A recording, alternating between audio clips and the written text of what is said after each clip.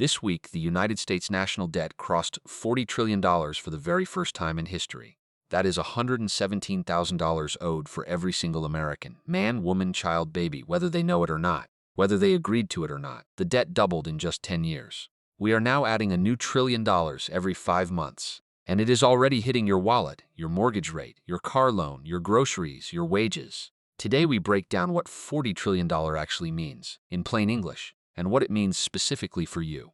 Let's start with the most important thing. $40 trillion is a number so big that the human brain literally cannot process it intuitively. So let me make it real. NVIDIA, currently the world's most valuable company at $5.2 trillion. You would need more than 7 of them to pay off the national debt. The top 11 companies in the S&P 500 combined are worth $28 trillion, still $12 trillion short. And your personal share, $117,000, every American. That has doubled from $58,000 just 10 years ago. In 2016, the debt was $20 trillion. Today, it is $40 trillion. We doubled in a decade. Same yellow stickman, same design, no changes. How did we get to $40 trillion? The honest answer is, both parties did this. This is not a Republican problem. This is not a Democrat problem. This is an American problem that every administration has made worse. Adjusted for inflation, Obama's 2 terms added $13.2 trillion to the debt. Trump's first term added $9.8 trillion. And Trump's second term, just 18 months in, has already added $3.5 trillion, putting him on track to surpass Obama as the president who added the most debt in real terms. The CBO projects the debt hits $43.3 trillion by end of 2028. And this milestone came just 5 months after hitting $39 trillion. We are accelerating. $34 trillion in January 2024, $35 trillion by July, $36 trillion by November, $39 trillion by March 2026, $40 trillion by August 2026. We are now adding more than $1 trillion to the national debt every 5 months. That is more than twice the average rate of the last 25 years. And it is speeding up, not slowing down. Here is the part that should genuinely alarm everyone. The interest payments.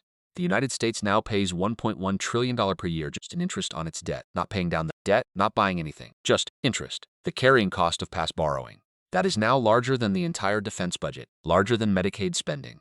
In the first 10 months of the 2026 budget year, interest costs eclipsed health insurance spending and became the second largest spending item after Social Security. $1.1 trillion per year just to service the debt. And this is the trap. Higher debt means more interest payments. More interest payments mean less money for everything else. Schools, roads, healthcare, military.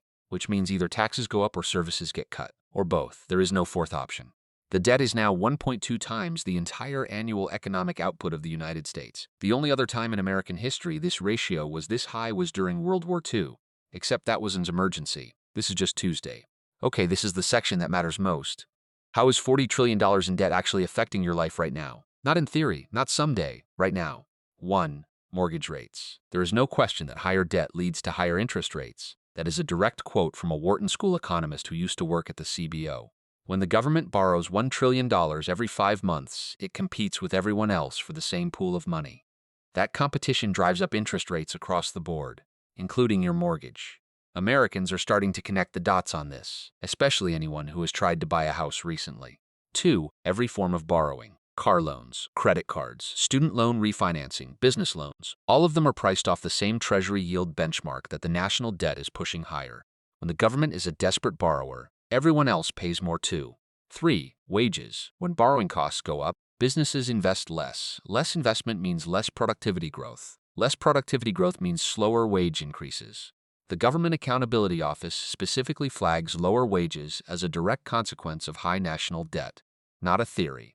Official government analysis. 4. The cost of everything. Higher borrowing costs get passed on to consumers through higher prices on goods and services. The GO flags this explicitly. The debt is not an abstract number.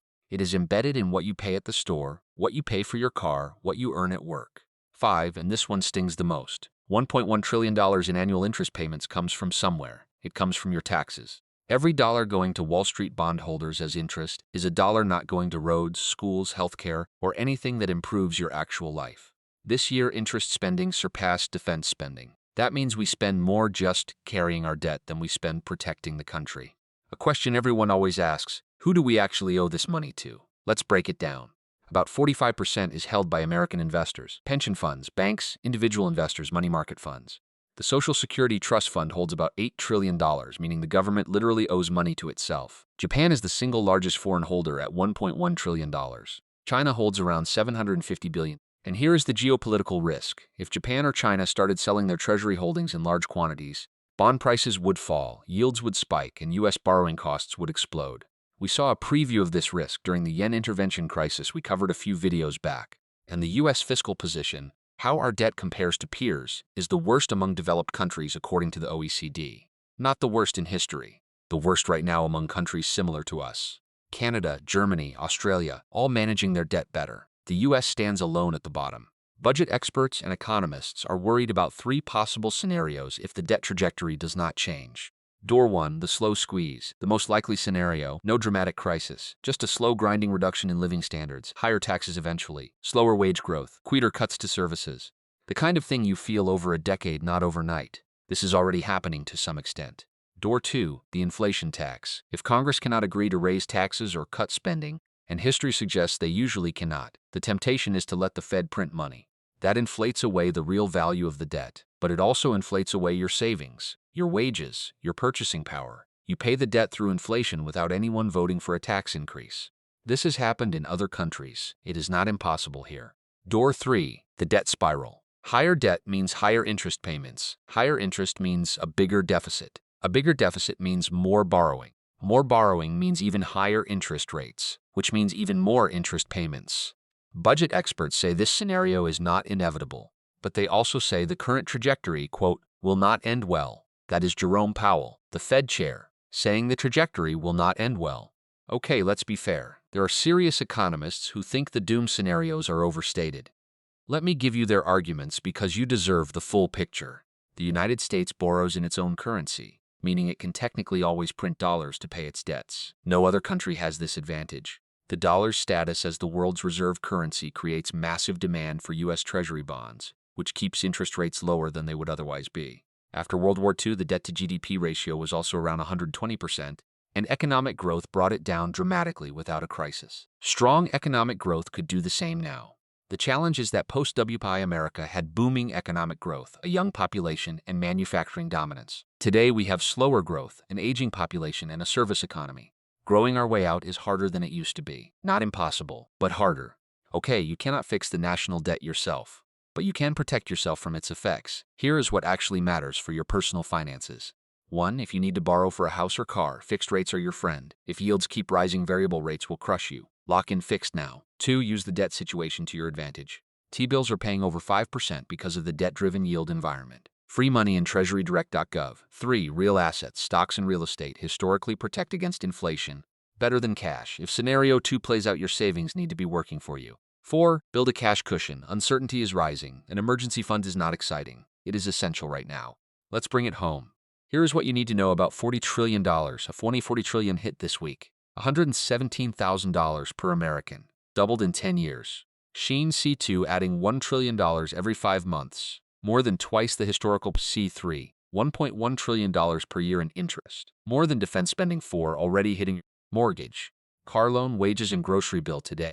C5 3 scenarios, slow squeeze, inflation, tax, or debt spiral. None are fun. Gas 6 protect yourself, fixed rate debt, T-bills, real assets, emergency fund. The national debt is not a number on a government website. It is the single biggest structural force shaping your financial life for the next 20 years.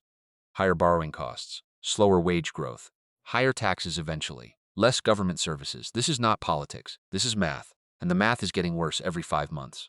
Drop a comment. Did you know the debt hit $40 trillion this week? Does this change how you think about your personal finances? Like the video if this helped, subscribe for more, and I'll see you in the next one. Peace.